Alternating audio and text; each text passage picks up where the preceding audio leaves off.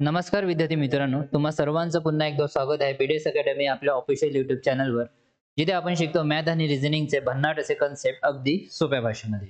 आणि आज आपण बघणारा विद्यार्थी मित्रांनो एमपीएससी गट क पूर्व परीक्षा 2025 चा झालेला आजचा पेपर आहे. त्याची अनालिसिस आपण करणार आहोत. त्यामध्ये मॅथ आणि रिझनिंग हा सेक्शन आपण इथे घेणार आहोत.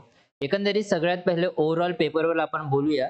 तर ओव्हरऑल पेपर जो आहे मागच्या पेपरच्या तुलनेत आजचा पेपर खूप सोपी होता आणि मॉडरेट होता. हार्ड लेवल नव्हता.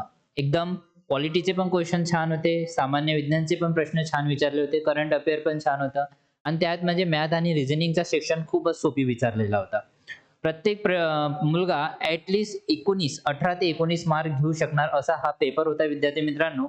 आणि एकंदरीत सगळे मॅथ आणि क्वेश्चनचे मॅथ आणि रिझनिंगचे जेवढे पण प्रश्न आहे ते जर विद्यार्थी शेवटपर्यंत तिथे पोहोचला असेल 60 मिनिटांमध्ये तर तो आरामशीर ते 20 क्वेश्चन सॉल्व्ह करू शकला असेल आणि जीके क्वेश्चन तर त्याला सॉल्व्ह करायचेच होते. म्हणजे मी विद्यार्थ्यांसोबत बोललेलो त्यांचे रिव्ह्यू थ्रू मला कळले की पेपर एकंदरीत सोपा होता. कट ऑफ थोडा हाय लागू शकते. ठीक आहे विद्यार्थी मित्रांनो, ग्रुप बी पेक्षा तर खूपच सोपा होता. चला तर मग आज आलेले जेवढे पण प्रश्न आहे मॅथ आणि रिझनिंगचे सगळे प्रश्न आपण इथे बघूया. ग्रुप सी पॅटर्नचा हा पेपर आपण इथे घेतलेला आहे. चला तर डायरेक्ट आपण प्रश्नापासून सुरुवात करूया. पहिला प्रश्न आहे विद्यार्थी मित्रांनो. ठीक आहे, चला सगळ्यात पहिले पहिला प्रश्न बघूया. ओके, तर पहिला प्रश्न आहे, मी इथे लाईन काढून टाकतो. पहिल्या प्रश्नामध्ये काय म्हणत आहे लक्ष द्या सगळ्यांनी. मुंबई आणि गोवा या स्थानकातील अंतर किती आहे विद्यार्थी मित्रांनो? 540 किलोमीटर. किती आहे? 540 किलोमीटर. तर मुंबई आणि गोवा, ठीक आहे, हे दोन ठिकाण दिले आहे विद्यार्थी मित्रांनो. आणि याच्या मधातलं अंतर कितीचं आहे? 540 किलोमीटरचं आहे. ठीक आहे. दोन रेल्वे गाड्या सकाळी 7:30 वाजता एकाच वेळी या दोन्ही स्थानकावरून परस्पर विरुद्ध दिशेने निघतात. किती वाजता विद्यार्थी मित्रांनो? 7:30 वाजता. ही 7:30 वाजता निघते आणि ही पण किती वाजता निघते विद्यार्थी मित्रांनो? 7:30 वाजता. ठीक आहे. आपण याला अशा प्रकारे इंडिकेट करू, कारण दोघेही विरुद्ध दिशेने निघून राहिले. ठीक आहे. आणि याच्यातला डिस्टन्स किती आहे? 540. ओके, चला. त्यांचे वेग अनुक्रमे 60 किलोमीटर आणि 75 किलोमीटर. याचे वेग किती आहे? 60 किलोमीटर आणि 75 किलोमीटर पर आवर. ठीक आहे. हे त्याचे काय दिले आहे? 75 आणि हे 60 स्पीड दिली आहे विद्यार्थी मित्रांनो. ओके, एकंदरीत आपल्याला इथे काय बघायचं आहे, तर दोन्ही गाड्या एकमेकांना किती वाजता भेटतील. चला, तर ह्या दोन्ही गाड्या एकमेकांना किती वाजता भेटतील. ठीक आहे. तर मी समजतो की चला ठीक आहे, इथे या वेळेला भेटणार. म्हणजे समजून जा, जर मुंबईहून निघालेली ट्रेन एक्स डिस्टन्स कव्हर करत आहे तर हे किती डिस्टन्स कव्हर करणार? 540 मायनस एक्स. ओके, म्हणजेच आपल्याला काय इथे टाइम काय आहे विद्यार्थी मित्रांनो? टाइम दोघांनाही सेम लागत आहे. टाइम सेम असल्यामुळे आपला हा फॉर्म्युला आहे, या हा कन्सेप्ट आहे DST. ओके, टाइम सेम आहे म्हणजे डिस्टन्स, पहिल्या ट्रेनचा डिस्टन्स काय? x आहे. दुसऱ्या ट्रेन आणि स्पीड किती आहे? 60. टाइम डिस्टन्स अपॉन स्पीड घेत असतो. ठीक आहे, इक्वल टू, कारण टाइम सेम आहे तर दुसऱ्या ट्रेनचा टाइम काय होणार? Distance upon speed. डिस्टन्स काय? 540 मायनस एक्स अपॉन मध्ये स्पीड किती आहे? 75. ओके, चला एक्स ची किंमत काढा. 15 × 5 = 75, 15 × 4 = 60. हे किती होणार विद्यार्थी मित्रांनो? 5x = 540. आता याला आपण क्रॉस मल्टिप्लाय करू तर हे किती होणार विद्यार्थी मित्रांनो? 4 4 × 4 = 16, 6 हातचा 1, 5 × 20 आणि 1 21 मायनस 4x. ओके, मायनस इकडे जाणार तर ह्या काय होणार विद्यार्थी मित्रांनो? 9x 2160. म्हणजेच x ची व्हॅल्यू किती मिळणार विद्यार्थी मित्रांनो? 9 दुने, जर आपण इथे काढतो म्हटलं तर 9 दुने 18. ठीक आहे, 10 8 गेले, 2 1 3 राहिले, हातचा परत 9 4 36 म्हणजे 240. ओके, म्हणजे हा किती चालणार विद्यार्थी मित्रांनो? 240 चालणार हा. आणि त्याची स्पीड किती आहे? 60. म्हणजे 6 4 24 म्हणजे तास किती लागणार विद्यार्थी मित्रांनो? तास किती लागणार? 4 तास लागणार. किती तास लागणार? 4 तास. आणि ते केव्हा एकमेकाला मिळतील तेच आपल्याला काढायचे होते. तर किती वाजता टाइम आहे? 7:30. 7:30 याच्यात 4 ऍड करा म्हणजे 11:30 त्या दोन्ही ट्रेन मिळतील. म्हणजे ऑप्शन काय होणार? ऑप्शन 4. ऑप्शन काय होणार विद्यार्थी मित्रांनो? ऑप्शन 4 आणि हे काय होणार? आन्सर. अशा प्रकारे आपल्याला या पहिल्या प्रश्नाचं उत्तर आपल्याला इथे काय करायचं होतं? फाइंड आउट करायचं होतं. ओके, चला पुढचा प्रश्न बघूया. चला पुढचा प्रश्न बघूया विद्यार्थ्यांनो.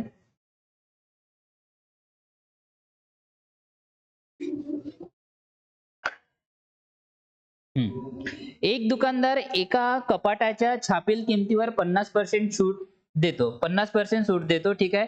तरीही त्यास 15% नफा होतो. कपाटाची छापील किंमत 23,000 असेल तर कपाटाची खरेदी किंमत काय? आता इथे काय काय दिलंय विद्यार्थी मित्रांनो? 3 गोष्टी. एक आहे कॉस्ट प्राइस, ठीक आहे. ओके, एक आहे कॉस्ट प्राइस, दुसरी आहे मार्केट प्राइस, त्यालाच आपण छापील किंमत म्हणतो, ठीक आहे. आणि तिसरी काय आहे विद्यार्थी मित्रांनो? सेलिंग प्राइस, ठीक आहे. या 3 गोष्टी इथे दिलेल्या आहेत. तर त्यात काय आहे? एका दुकानदाराने एका कपाटात छापील किमतीत 50% सूट देतो. म्हणजे सूट नेहमी मार्केट प्राइस वर दिली जाते आणि मार्केट प्राइस दिली आहे. मार्केट प्राइस किती दिली आहे विद्यार्थी मित्रांनो? 23,000. 23,000वर कितीची? 25% ची सूट. म्हणजेच किती घेत असतो आपण? 75/100, 75%. आणि हेच काय झाली विद्यार्थी मित्रांनो? हीच आपली काय होते? सेलिंग प्राइस होते, ठीक आहे. हीच आपली काय होते विद्यार्थी मित्रांनो? सेलिंग प्राइस म्हणजेच विक्री किंमत. आणि काय म्हणताय? तरीही त्यास 15% नफा होतो. कधी बी नफा आणि प्रॉफिट कायच्यावर होत असतं विद्यार्थी मित्रांनो? खरेदी किंमत म्हणजे कॉस्ट प्राइस वर. किती पर्सेंट प्रॉफिट होऊन राहिला? 15%. म्हणजेच कॉस्ट प्राइस वर किती होऊन राहिला? 115% प्रॉफिट होऊन राहिला. आणि त्याची सेलिंग प्राइस किती होणार विद्यार्थी मित्रांनो? 23,000 अपॉन मध्ये 75/100, ठीक आहे. आपण अशा प्रकारे करत असतो. तुम्ही बघितलं असेल, cost price, profit loss percent घेतो आपण आणि इथे काय असते विद्यार्थी मित्रांनो? सेलिंग प्राइस, ठीक आहे. सेम आपण हा कन्सेप्ट इथे यूज केलाय. चला याला सॉल्व्ह करा. कॉस्ट प्राइस आपल्याला इथे फाइंड आउट करायची आहे.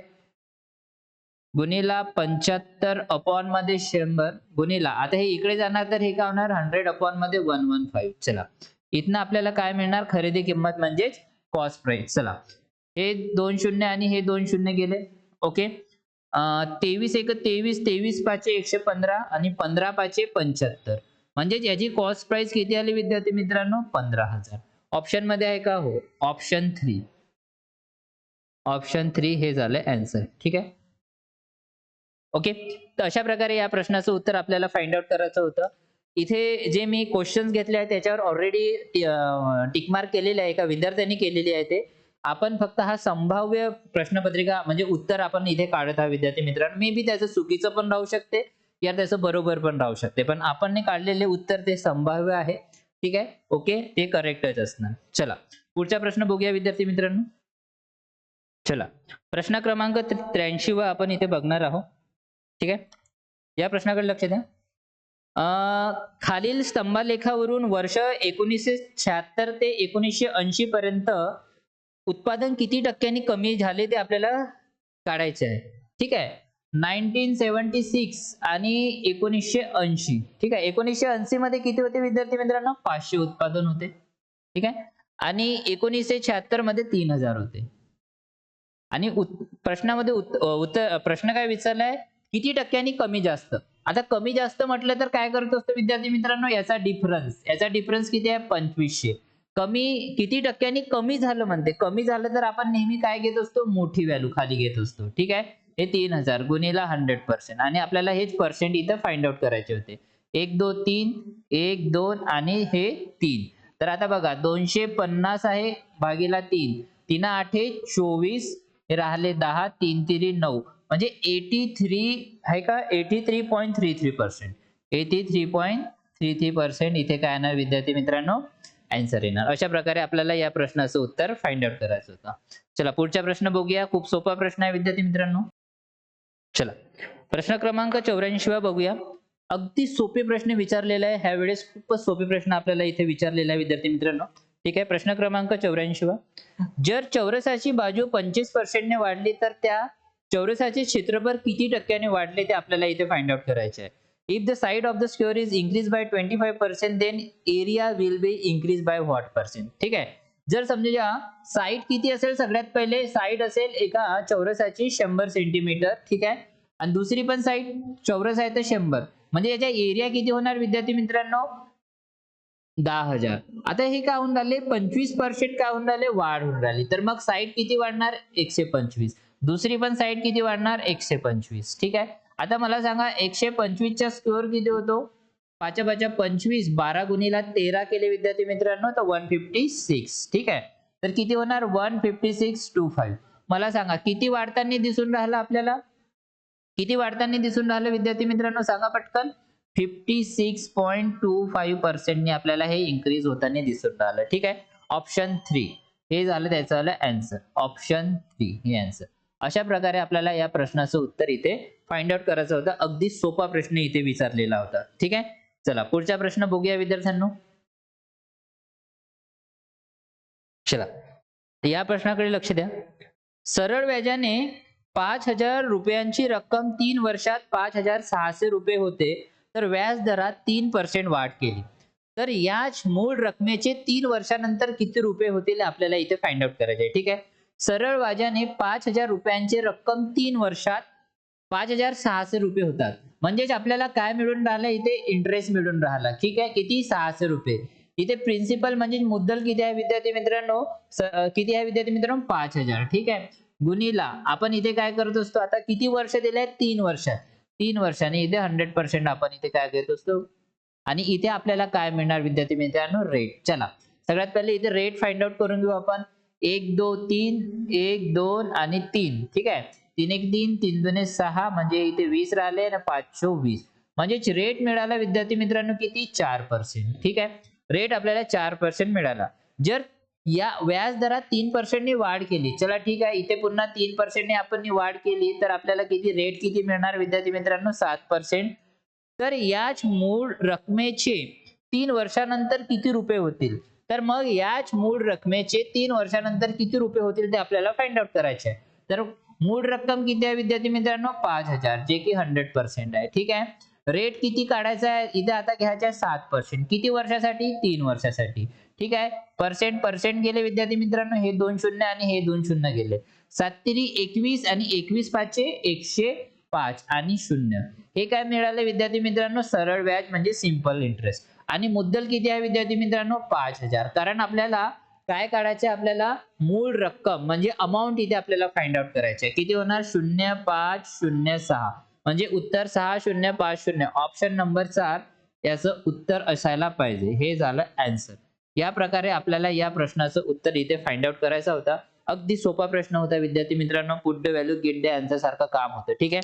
चला पुढचा प्रश्न त्वरित आपण बघूया. चला आता या प्रश्नाकडे लक्ष द्या. प्रश्न क्रमांक 86 वा. 10 स्त्रिया एक काम 7 दिवसात पूर्ण करतात. 10 मुले तेच काम 14 दिवसात पूर्ण करतात. व तर 5 स्त्रिया आणि 10 मुले तेच काम किती दिवसात पूर्ण करणार ते आपल्याला इथे फाइंड आउट करायचं आहे.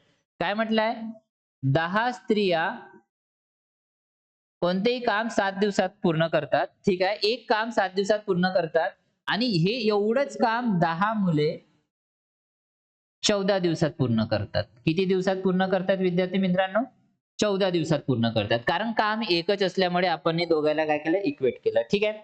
ओके. तर आपण याचं काय करून घेऊ आता याचे आपण रेशो काढून घेऊ. ठीक आहे. याची कॅपेबिलिटी काढून घेऊ स्त्रीची आणि मुलाची किती आहे म्हणून. तर हे 10 आणि हे 10 कॅन्सल झाले. 7 1 7 7 2 14 म्हणजे एक स्त्री विद्यार्थी मित्रांनो. ठीक आहे. एक स्त्री 2 मुलाच्या बरोबर काम करते. ठीक आहे. एक स्त्री 2 मुलाच्या बरोबर काय करते विद्यार्थी मित्रांनो काम करते. ठीक आहे. ओके. एक स्त्री 2 मुलाच्या बरोबर काय करते विद्यार्थी मित्रांनो काम करते. ठीक आहे. आणि आपल्याला काढायचं काय 5 स्त्रिया आणि 10 मुले तेच काम किती दिवसात. बघा किती सोपं आहे. 5 स्त्रिया प्लस 10 मुले. चला सगळ्यांना आपण काय करू मुले मध्ये कन्वर्ट करून घेऊ. एक स्त्री म्हणजे 2 मुले. तर 5 स्त्रिया म्हणजे किती मुले होणार विद्यार्थी मित्रांनो 10 मुले. 10 मुले प्लस 10 मुले म्हणजे हे किती झाले टोटल 20 मुले. ठीक आहे. आणि 10 मुले कोणतेही काम किती दिवसात करतात एक काम 14 दिवसात. 10 मुले एक काम किती दिवसात करतात 14 दिवसात.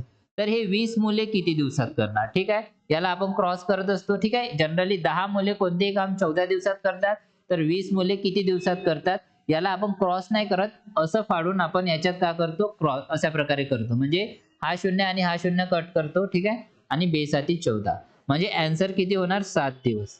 उत्तर किती यायला पाहिजे होतं विद्यार्थी मित्रांनो, 7 दिवस. ऑप्शन 2, ठीक आहे. ऑप्शन काय होणार विद्यार्थी मित्रांनो, 2. आणि हे झालं आन्सर. या प्रकारे आपल्याला या प्रश्नाचं उत्तर काढायचं होतं. अगदी सोपे सोपे प्रश्न इथे आपल्याला विचारले होते. डोक्याला तेवढं ताण द्यायची इथे काही आवश्यकता नव्हती विद्यार्थी मित्रांनो.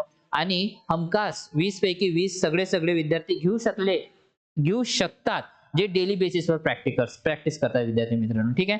चला पुढचा प्रश्न बघूया. चला या प्रश्नाकडे लक्ष द्या. एका संख्येची 4 पंचमाश ही त्या संख्येच्या 60% पेक्षा 10 ने जास्त असल्यास ती संख्या कोणती? बघा किती सोपा प्रश्न आहे. एका संख्येचे 4 पंचमाश म्हणजे 4/5 ऑफ अ नंबर, म्हणजे कोणता तरी हा एक नंबर आहे, याचा 4/5, ठीक आहे. एका संख्येचे 4 पंचमाश ही त्या संख्येच्या 60%. आता हा त्या संख्येच्या किती आहे विद्यार्थी मित्रांनो, त्या संख्येच्या 60% पेक्षा 10 ने जास्त आहे. जास्त आहे म्हणजे 10, कमी जास्त म्हणजे ह्या दोघात काय असतो, डिफरन्स असतो. चला करा मग. 4x अपॉन मध्ये 5, हा 0 0 गेला, बे तिरी 6, बे पंचे 10, म्हणजे याचा डिफरन्स घेऊ. 3x अपॉन मध्ये 5 इज इक्वल टू 10. काय होणार विद्यार्थी मित्रांनो, x अपॉन मध्ये 5 इज इक्वल टू 10, म्हणजे x इज इक्वल टू किती आहे विद्यार्थी मित्रांनो, 50. x इज इक्वल टू किती आहे, 50. तर ती संख्या कोणती, आणि हीच ती संख्या विद्यार्थी मित्रांनो, हीच ती संख्या. ऑप्शन 3. बघा किती सोपा प्रश्न आहे. ऑप्शन 3 हा झाला आन्सर. या प्रश्नाचं उत्तर आपल्याला अशा प्रकारे इथे फाइंड आउट करायचं होतं. किती सोपा प्रश्न इथे आपल्याला विचारलाय. कोणाला काही डाऊट, कोणाला काही कन्फ्युजन, ठीक आहे, कमेंट बॉक्स मध्ये तुम्ही लिहू शकता. इतका सोपा पेपर आजचा होता. चला प्रश्न क्रमांक 88 हा बघूया आपण. मिश्र धातू ए आणि बी मध्ये तांबे आणि जस्त यांचे प्रमाण अनुक्रमे 4:3 ला आहे आणि 9:5 आहे, ठीक आहे. ए आणि बी तांबे आणि जस्तचे रेशो दिलेला आहे. हे दोन्हीही मिश्र धातू समान प्रमाणात मिसळून सी मिश्र धातू तयार केल्यास त्या सी मिश्र धातूमधील तांबे व जस्त याचे प्रमाण किती होईल ते आपल्याला इथे फाइंड आउट करायचे आहे, ठीक आहे. अच्छा ठीक आहे. मिश्र धातू, ठीक आहे, ए आणि बी, मिश्र धातू ए आणि बी आहे, ठीक आहे. ए मध्ये तांबे व जस्त याचे प्रमाण किती आहे, 4:3. हा तांबा आणि हा जस्त, ठीक आहे. आणि बी मध्ये 9:5. बी मध्ये किती आहे विद्यार्थी मित्रांनो, 9:5 आहे. हे दोन्ही मिश्र धातू समान प्रमाणात मिसळून सी मिश्र धातू तयार केल्यास, आता बघा याची ऍडिशन किती होत आहे विद्यार्थी मित्रांनो, 7, आणि याची किती होऊन राहिली, 14. आपल्याला हे प्रमाण काय करणं पडते, इथे सेम करणं पडते, ठीक आहे.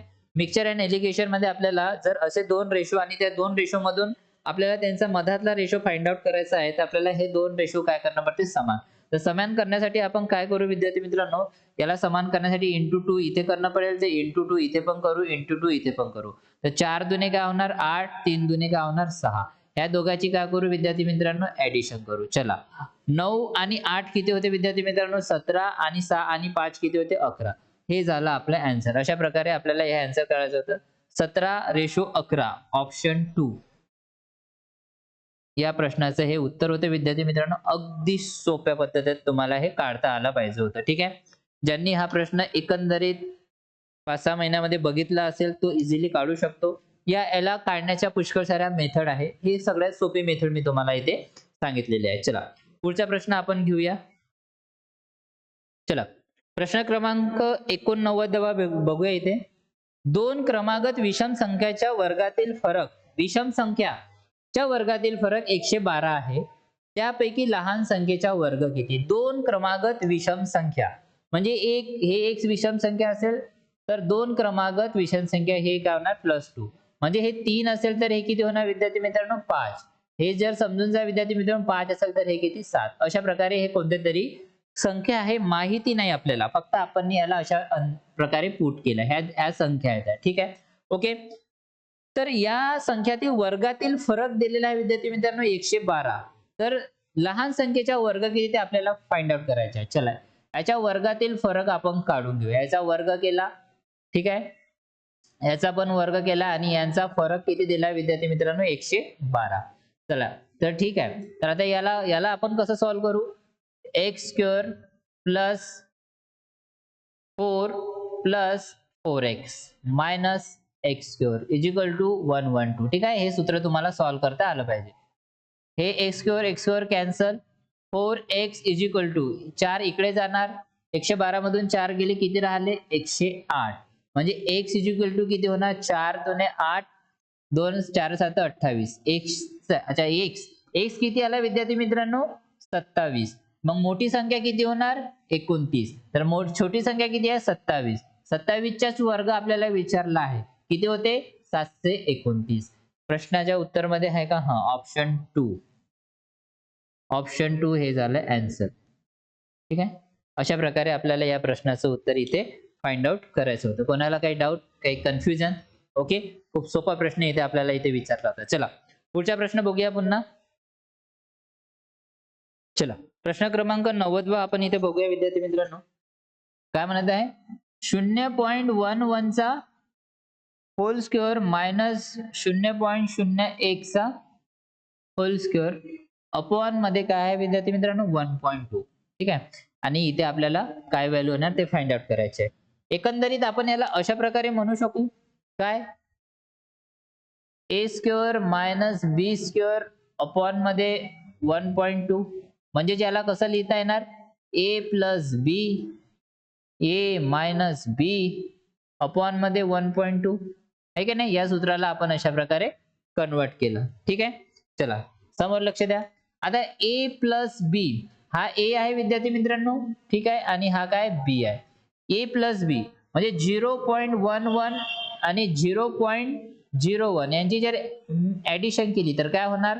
2 1 0.12. तर इथे काय होणार विद्यार्थी मित्रांनो? 0.12. इथे गुणा आहे. ठीक आहे, मग आता काय करू आपण? यांचा मायनस करू. 0 1 0. तर मायनस किती येणार विद्यार्थी मित्रांनो? 0.10. ठीक आहे, 0.10 अपॉन मध्ये 1.2. ठीक आहे, आणि हेच सॉल्व्ह करायला विद्यार्थ्यांचं पुष्कळ गडबड झालेली आहे.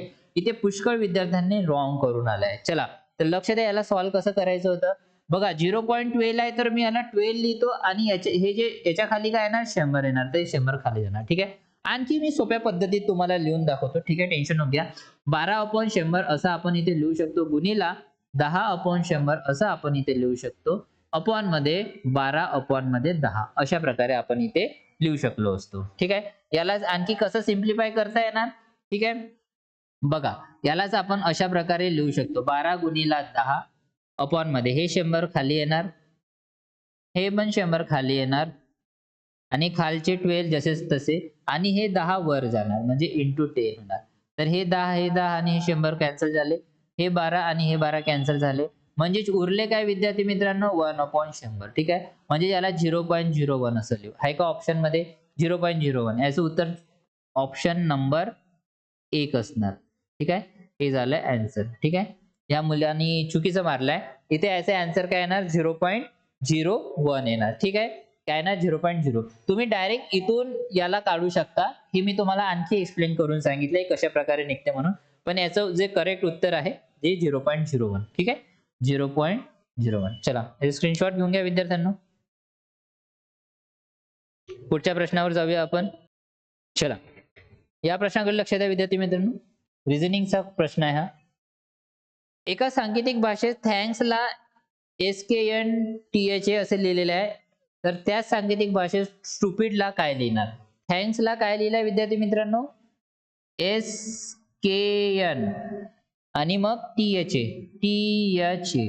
बघा हे THA आणि हे THA जसेच तसे, आणि याला इकडून असं लिहिलंय SKN, तर आपण त्याला तसंच प्रकारे लिहू.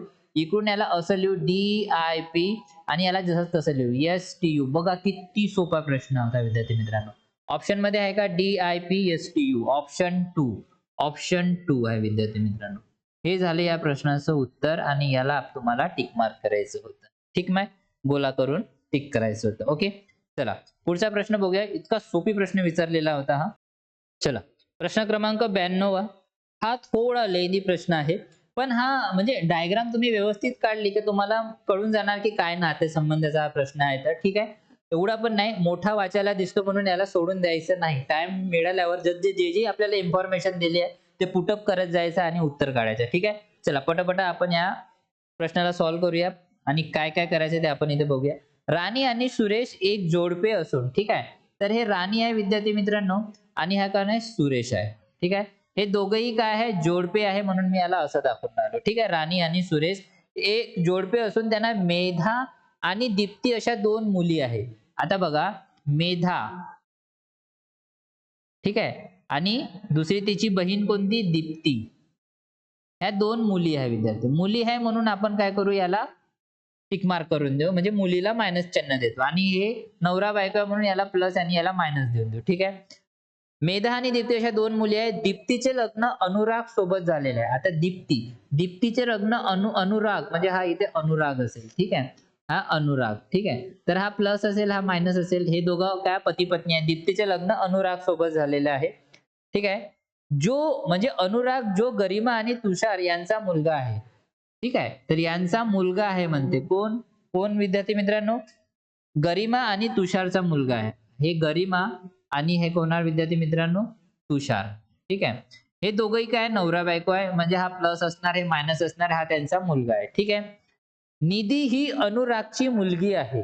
अनुरागची मुलगी. आता अनुरागची मुलगी कोण आहे विद्यार्थी मित्रांनो, निधी. निधी ही अनुरागची मुलगी आहे. ठीक आहे, हिला आपण मायनस देऊ. निधी ही अनुरागची मुलगी आहे. कोमल ही अनुरागची बहीण आहे. आता अनुरागची बहीण कोण आहे विद्यार्थी मित्रांनो, कोमल. अनुरागची बहीण कोण आहे, कोमल. ठीक आहे, तर शेवटी आपल्याला काय विचारलं आहे, दीप्ती आणि कोमल याचे नाते काय. दीप्ती, आता ही दीप्ती आणि कोमल, तर समोर वाचण्याची आपल्याला आवश्यकता नाही, इथेच आपल्याला दिसून राहिलं. ही दीप्ती आहे आणि हे कोमल आहे. कोण आहे, हे दीप्ती आणि कोमल आहे. दीप्तीचा नवरा अनुराग आहे आणि त्याची बहीण कोमल आहे. म्हणजे ह्या दोघात नातं काय झालं, दीप्ती आणि कोमल मध्ये, ननदचं. ही झाली ननद आणि कोमल काय होणार विद्यार्थी मित्रांनो, ननद होणार. ठीक आहे, आणि दीप्ती कोण होणार विद्यार्थी मित्रांनो, भाऊजे होणार. ठीक आहे, म्हणजे ननद भाव, दीप्ती आणि कोमल. दीप्ती आणि कोमल मध्ये नातं काय आहे विद्यार्थी मित्रांनो, दीप्ती आणि कोमल मध्ये नातं काय आहे, ननद व भावजेचं. कोण आहे, ही ननद झाली आणि ही भावजय झाली. ठीक आहे, ननद प्लस भावजय. Option number 2.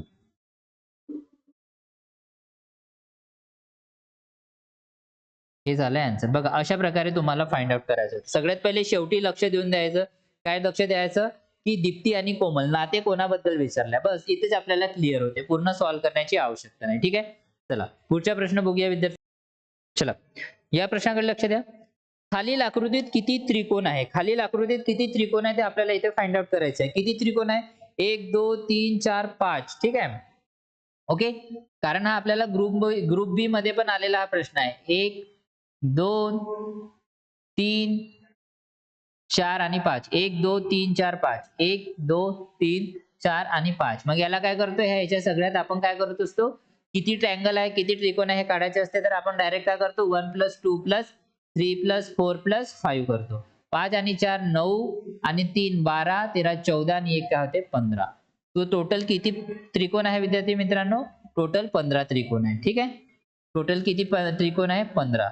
ऑप्शन 2 तुम्हाला इथे मारायचं होतं. हे झालं आन्सर.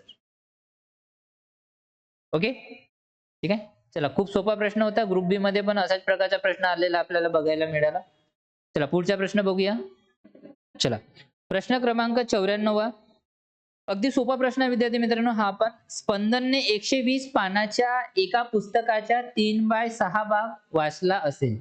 120 पानं आहे विद्यार्थी मित्रांनो आणि त्याच्या किती 3/6 भाग त्यांनी काय वाचला असेल, तर त्याने त्या पुस्तकाची किती पाने वाचलेली नाहीत. म्हणजे 3/6 म्हणजे 3 × 3 3 × 6 म्हणजे अर्धा म्हणजे 50% भाग, म्हणजे 1/2 भाग वाचला तर 1/2 भाग आहे, आणि 50% भाग वाचला तर 50% भाग त्यांनी नाही वाचला. तर मग 120 त्याचे हाफ किती होणार, 60. ठीक आहे, या 120 चे काय करू आपण, 1/2 करू, हे किती होणार, 60. म्हणजे त्याने 60 पेजेस नाही वाचले. ठीक आहे, ऑप्शन 2. याचा पण ऑप्शन नंबर काय आहे विद्यार्थी मित्रांनो, 2 आहे. हे झालं आन्सर. या प्रकारे आपल्याला या प्रश्नाचं उत्तर इथे फाइंड आउट करायचं होतं. अगदी सोपा प्रश्न होता. ठीक आहे, चला पुढचा प्रश्न बघूया.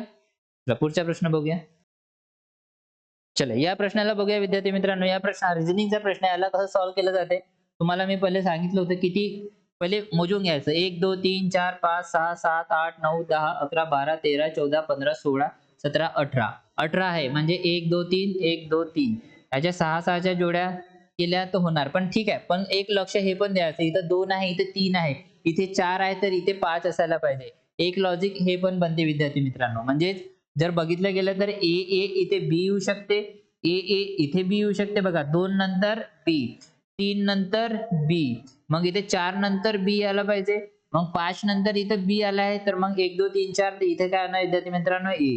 म्हणजे आपलं काय बनणार लॉजिक बी बी बी ए. ऑप्शन मध्ये आहे का बी बी ए? हा, ऑप्शन नंबर 4 काय होणार विद्यार्थी मित्रांनो? Option number 4. आणि हे झालं आन्सर. अशा प्रकारे आपल्याला या प्रश्नाचं उत्तर इथे फाइंड आउट करायचं होतं. अगदी सोपा प्रश्न होता विद्यार्थी मित्रांनो. आणि हमखास तुम्ही 20 आउट ऑफ 20 तुम्ही या पेपर मध्ये तुम्ही घेऊ शकता 101%. जो कंटिन्यू म्हणजे कंटिन्यू आणि बेसिक मधून जरी तो प्रॅक्टिस करत असेल तरी एवढे काही हाय लेवलचे प्रश्न इथे विचारलेले नव्हते. ठीक आहे, चला पुढचा प्रश्न बघूया विद्यार्थी मित्रांनो. चला या प्रश्नाकडे लक्ष द्या विद्यार्थ्यांनो.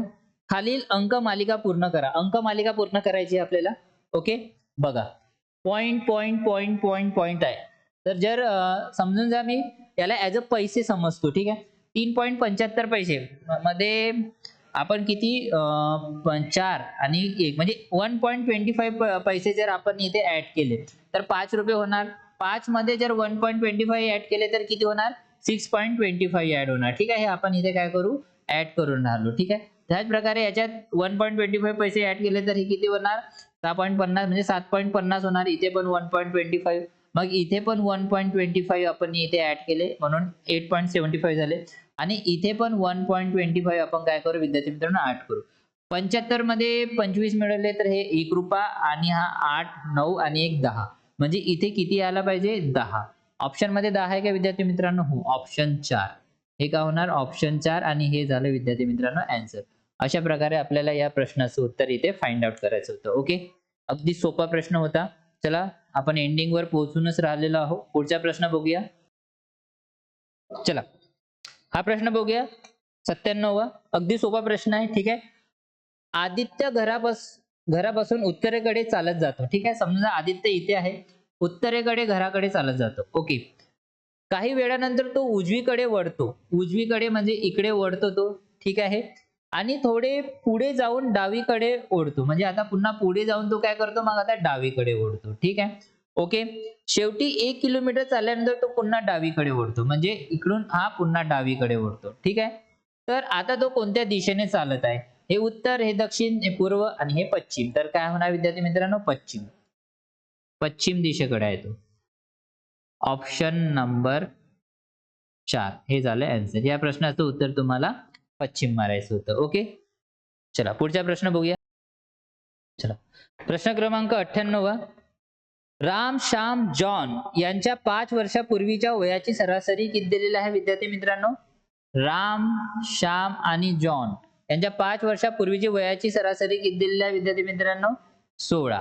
तर ऍक्च्युअल मध्ये याचं वय किती असेल? 16 48. 5 वर्षापूर्वीचं, तर मग आजचं वय किती आहे? +5 +5 +5 करू इथे. +5 +5 +5 म्हणजेच किती? 8 13 चे 3 हातचा 1 63. आजचे वय किती आहे? 63. मग काय विचारलंय? तर 5 वर्षानंतर त्यांच्या वयाची सरासरी किती? 5 वर्षानंतर पुन्हा 15 ऍड करा. ठीक आहे, डिवायडेड बाय 3 करा. हे 8 होणार आणि हे 7 होणार. डिवायडेड बाय 3 करा. 3 1 3 3 2 6 3 6 18 26 वर्ष. ठीक आहे, म्हणजेच त्यांच्या वयाची सरासरी 26 वर्ष होणार. ऑप्शन 3 काय होणार विद्यार्थी मित्रांनो? ऑप्शन 3 हे झालं आन्सर. बघा किती सोपं होतं. ठीक आहे, या तुम्ही डायरेक्ट पण करू शकता, ओरली पण करू शकता. राम श्याम आणि जॉन यांच्या वयाची सरासरी किती आहे विद्यार्थी मित्रांनो? 5 वर्षापूर्वी 5 वर्षापूर्वी म्हणजे 5 वर्षापूर्वी 16 होती, तर मग आता किती होणार?